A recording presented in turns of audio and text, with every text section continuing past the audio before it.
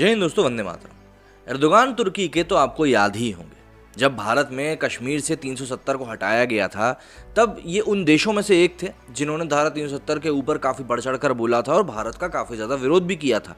ये बोलने के बावजूद कि भाई भारत का ये आंतरिक मामला है, तो इसमें आप ना ही बोलें तो बेहतर होगा।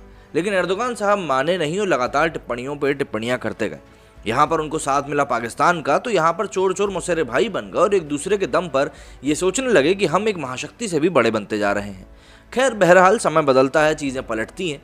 अभी जो इजराइल में हुआ फिलिस्तीन के बीच में, उसको लेकर भी काफ़ी ज़्यादा चर्चा सामने आई थी कि भाई एर्दोगान जो हैं काफ़ी ज़्यादा सीरियस हैं और अरब वर्ल्ड के लीडर बनना चाहते हैं और फलाना ढिमकाना, कई सारी बातें आई थी। क्या होता है, कुछ अच्छा करके जब आप नाम नहीं कमा पाते ना, तो आप बुरा ही करके नाम कमाने की समझते हो।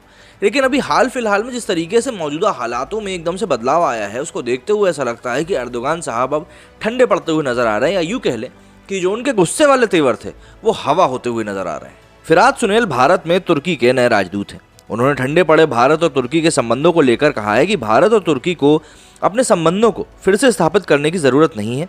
तुर्की भारत को महत्वपूर्ण महत्व का मित्र बताता है। फिरात ने ये बात द प्रिंट को दिए एक इंटरव्यू में कहा है। उन्होंने कहा कि दोनों देशों को सहयोग और मजबूत करना होगा। अगस्त 2019 में मोदी सरकार द्वारा अनुच्छेद 370 को निष्क्रिय करने के बाद भारत और तुर्की के बीच के संबंध बेहद खराब होते चले थे। दोनों देशों की ओर से बहुत ज़्यादा बयानबाजी हुई थी। तुर्की के राष्ट्रपति रेजेप तैयब एर्दोगान ने अनुच्छेद 370 को लेकर भारत की आलोचना करी थी। फरवरी 2020 में पाकिस्तान में एर्दोगान ने कहा था कि तुर्की कश्मीर मुद्दे पर इस्लामाबाद का समर्थन करेगा। इन कमेंट्स को भारत ने आंतरिक मामले में घोर हस्तक्षेप और पूरी तरह से अस्वीकार्य बताया था। तुर्की के नए राजदूत फिरात सुनेल की बातों से लगता है कि दोनों देशों ने पिछली बातों को पीछे छोड़ आगे बढ़ने का फैसला किया है। 2021 के शुरुआत में विदेश मंत्री जयशंकर ने अपने तुर्की के समकक्ष मेवलूद से दुशांबे ताजिकिस्तान में मुलाकात करी थी। दोनों पक्षों ने अर्थव्यवस्था और व्यापार पर ध्यान देने के साथ अपने संबंधों में सुधार की भी बात कही थी। फिरात ने कहा कि अंतर्राष्ट्रीय संबंधों में दो देशों के पार्टनर होने का मतलब ये नहीं है कि दोनों देशों के विचार हर मसले पर एक समान हो। भारत और तुर्की अपने द्विपक्षीय मामलों को लेकर हमेशा से एक दूसरे से बारे में बात करता रहा है, लेकिन ज़रूरी नहीं कि वो हर एक चीज़ के ऊपर एग्री भी करे। अपने द्विपक्षीय संबंधों की बेहतरी के लिए इन दोनों का भी काम करना होगा और वो इसके लिए तैयार है। फिरात सुनेल ने द प्रिंट से अपनी बात करते हुए बताया है कि अफगानिस्तान में हिंसा चरम स्तर पर पहुंच गई है। ऐसे नाजुक मौके पर तुर्की का मानना है कि अफगानिस्तान में निष्पक्ष और स्थायी शांति के लिए बातचीत से समझौता ही एकमात्र रास्ता है।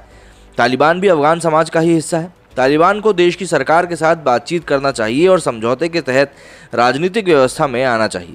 फिरात ने अफगानिस्तान में विकास के प्रयासों में भारत के योगदान की भी सराहना करी और साथ ही कहा कि भाई भारत एक बहुत ही इंपॉर्टेंट फैक्टर है जो कि अफगानिस्तान में प्ले करेगा।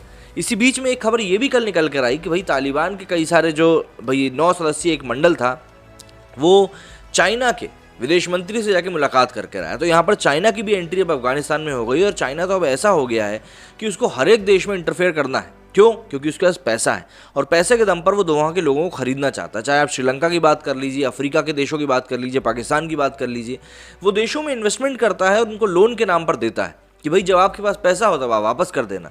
लेकिन ये छोटे देश जिनकी अर्थव्यवस्था पहले ही खराब रहती है, वो इस चाइना के पैसे को लौटा नहीं पाते हैं और वो बन जाते हैं चाइना के कर्जदार और फिर उनको वही करना पड़ता है जो कि चाइना उनको करने के लिए कहता है।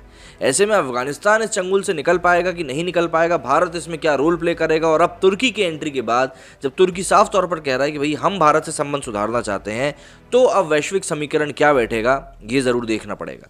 मेरे इस वीडियो में फिलहाल इतना ही। जय हिंद, जय भारत।